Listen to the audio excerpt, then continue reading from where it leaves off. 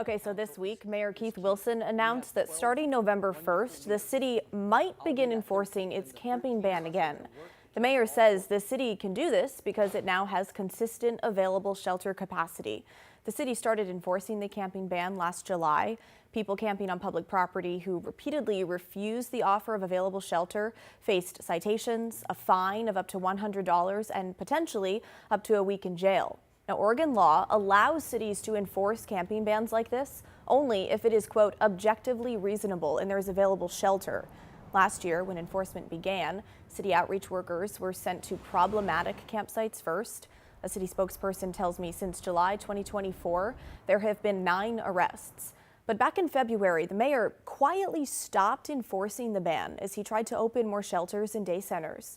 In a statement this week, Mayor Wilson said in part, "We cannot arrest our way out of homelessness, nor should we. We must, however, return to enforcing our existing codes on open drug use, illegal dumping, blocked right-of-way, fire, and other sanitation and quality of life issues. Individuals who engage in unlawful behavior will be subject to citation. These citations will involve warrant checks." I think it's very welcome, and it's also long overdue. I think that he needs to act more boldly and more decisively.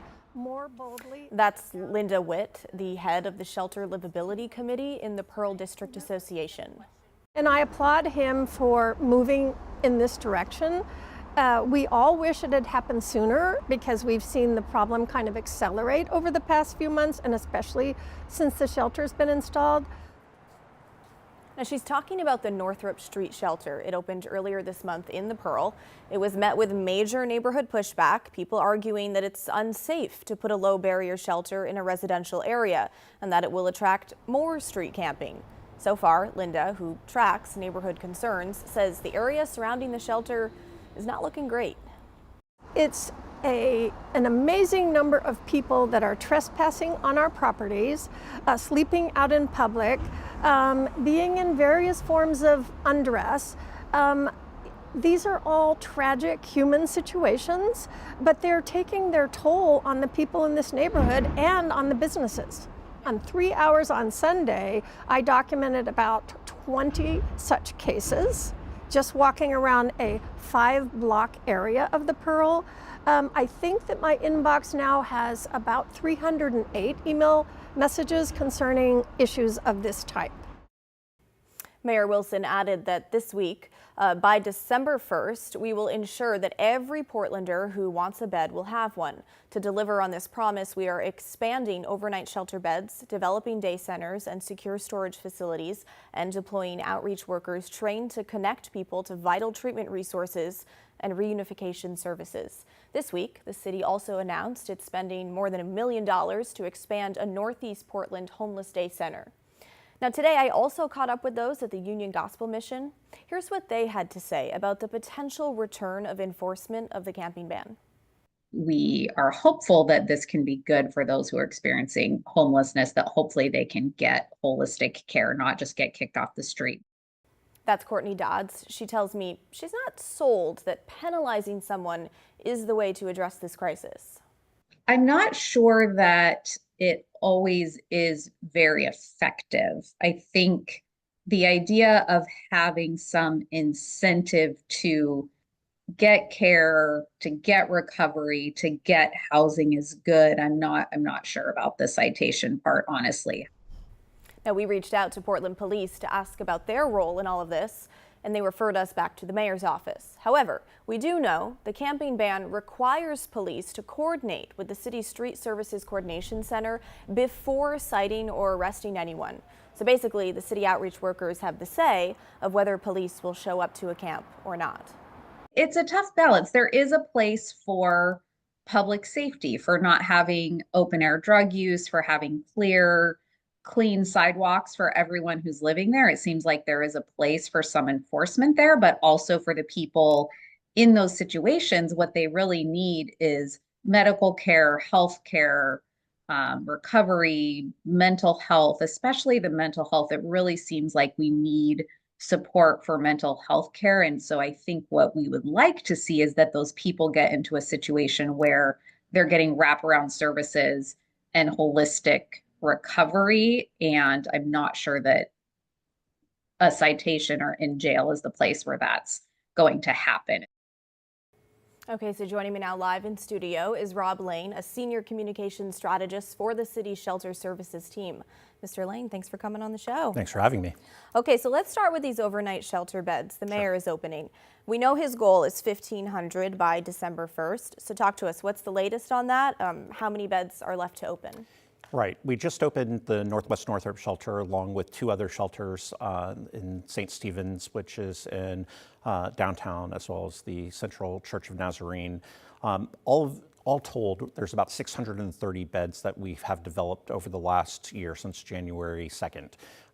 Right now, we're about halfway to our goal, and as of December 1st, we're still aiming for 1,500 beds.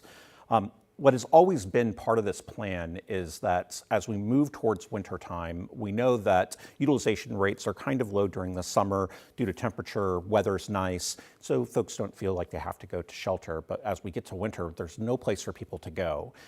When we hit December 1st, we should have enough beds in place and available for every Portlander that would like to sleep in a safe place at night. So do you think we're going to meet that 1,500 number by December 1st? Where's the next shelter going to open? I'm sure of it. Well, we're looking at a bunch of different sites that are on our radar, and we're finalizing contracts with a couple of places that we're going to announce pretty soon. Okay, you can't tell me here. Not right now. Okay. We've heard time and time again from the mayor. He's promised to end unsheltered homelessness by December. What's the reality of that, and has that goal changed? Yeah, I think unsheltered homelessness means a lot of things to a lot of different people. In this particular case, I think that we're trying to unlock the system that exists, right? It's a little stuck. We can get people into alternative shelter, but we're having difficulty moving them into the next stage of rental assistance or rapid rehousing or other types of, other housing journey. In ending unsheltered homelessness, it's really about being able to provide a safe place to sleep for anyone that wants one. And up until Mayor Wilson, we didn't really have that available. So with the introduction of the new overnight emergency shelter beds, now we have an opportunity to bring those online, which has allowed for other types of policy operations to kind of pull into place, such as the public camping laws, et cetera. I'm just curious, talk me through the numbers though, because 1,500 shelter beds, there's more than 1,500 homeless people on our streets. Sure. And what Mayor Wilson has said quite repeatedly is that once you're able to unlock the system, that we can continually move people through to the next stage. A good example of that is that the City Shelter Services team just created and implemented as of September 1st a stay lengths limit policy, which means that folks that are in our alternative shelter sites have 120 days before they need to either move on to the next stage or they'll be exited to someplace else. What that means is that we had been expanding the number of days that people were staying in our alternative shelter sites for longer and longer periods of time. And that's just untenable to continually move people through the system to the next step of their housing journey. Okay, so neighbors surrounding many of these shelters, as you know, have major safety concerns. Many claim they can't reach anyone with the city, or the city is slow to respond to their concerns. What do you have to say to those neighbors who are watching tonight? I'm a little surprised by that, because when folks reach out to our shelter services community engagement team, we have probably one of the best community engagement teams in the city, and I truly mean that.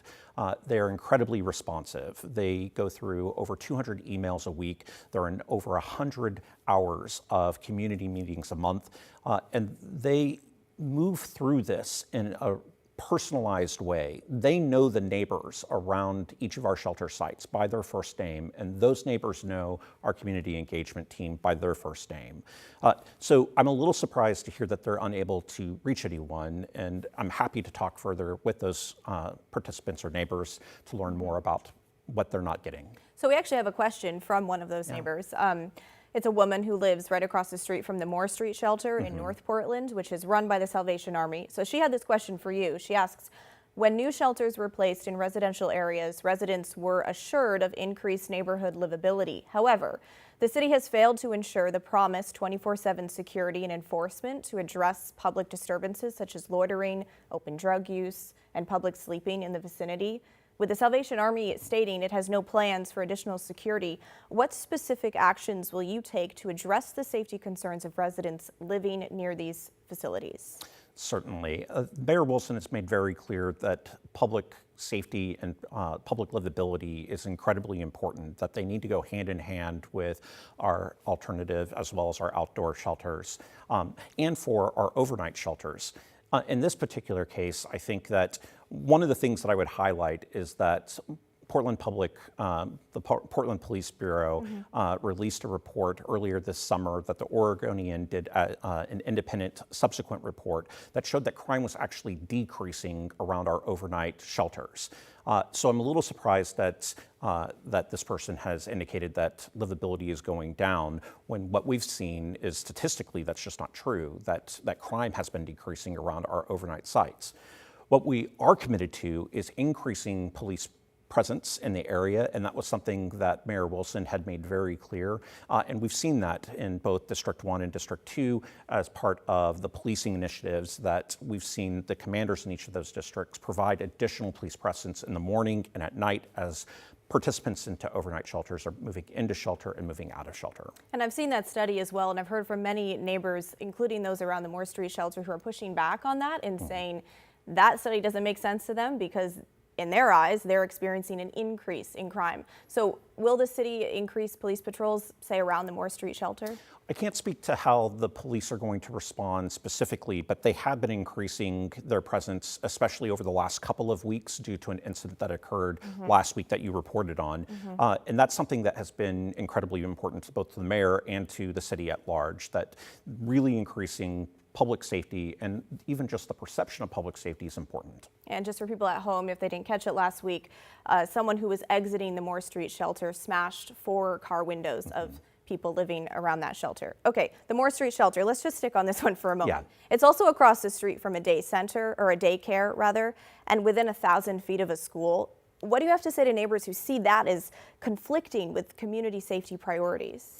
Well, during the day, we now are offering increased opportunities for participants to go to other places. So while the schools are open in the morning, we have outreach workers that kind of deploy to our overnight shelters, and they help move people along. And they ask at the beginning of the day, what's your plan for today? Like, what's your next step? What do you need to do?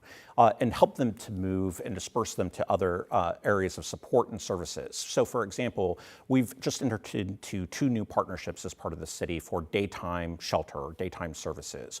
One is Join, which we announced earlier this week, increased partnership there to essentially double the effective time and operations and hours of their daytime shelter and services. But we also got creative, and we've opened the Northwest Gleason Oasis in downtown, which is an outdoor, first of its kind for Portland day center. It's a safe place for people to go to connect to services and support, to utilize bathrooms, hygiene stations, a kitchenette, Wi-Fi, et cetera. So while I understand that there is some concern for schools and for daycare, we've mostly dispersed people by the time that they open, and they're not coming in before they close. But how will someone get from the North Portland shelter to Old Town and then to Northeast? I believe Join is on like 81st or 82nd. Sure, there's actually a bus line from Moore to, a direct bus line from Moore to the Join shelter. And so if they're trying to go downtown, it's a little bit more of a kind of a roundabout way, but we also provide transportation, tickets to get to, and vouchers to get from one place to another. We've developed a contract with taxis in the area to make sure that people can get support. Okay, what about private security? I know you said you can't speak to Portland Police and their patrolling routes. Does the city pay for private security around these shelters? At this point, we don't, but I know that it's an ongoing conversation in other circles. Okay, we also understand the city homeless shelter program is facing an $11 million shortfall. They were expecting that money from the state legislature. That didn't happen. So what happened there, and how do you see that impacting the mayor's shelter plan? Sure. We were anticipating about $10.9 million from the state in resources, in some resources, but also $26.6 million in biannual resources. This $10.9 million, we knew pretty quickly after the city had passed their budget that we weren't going to get the money. The state had made very clear that they were going to have to make cuts across different budgets that city support for across the state of Oregon was probably going to be hit. So as you probably know and have reported on, the transportation budget for ODOT is one of those issues where they were really facing a pretty sizable budget gap. So we knew pretty quickly that that wasn't going to be the case after our budget had already been passed. So we've anticipated that. We began this year knowing that that money was not going to be there. And we also knew what our mission was, which is the mayor had a very specific vision that city council approved unanimously that we needed to stand up beds, day centers, and day storage. So we've been working within our means to make sure that happened. We had to get creative. Here's a good example of that. So this year, we pulled back contracts that were held with Multnomah County, and we renegotiated those contracts, creating a little over $2.1 million in savings. We've also, instead of hiring additional staff to oversee the overnight shelter, we've been utilizing staff from our alternative shelter program to oversee both. And so creating cost savings with labor. And then finally, we've also been looking creatively at the ways that we implement Mayor Wilson's plan. So as I mentioned, the outdoor day center at Northwest Gleason, that's something that is first of its kind, but it's also a pretty cost-effective measure. It's a big site with transferable options and allows us to be cost-effective while actually servicing more people than we would have at a brick-and-mortar building. Okay, Mr. Lane, thanks for coming on the show. We appreciate it. Thank you. All right, now it's your turn to weigh in. What do you think about this city enforcing the camping ban come November? Did anything that Mr. Lane say tonight stand out to you? Let us know. Email the story at kgw.com or call and leave us a voicemail, 503-226-5090.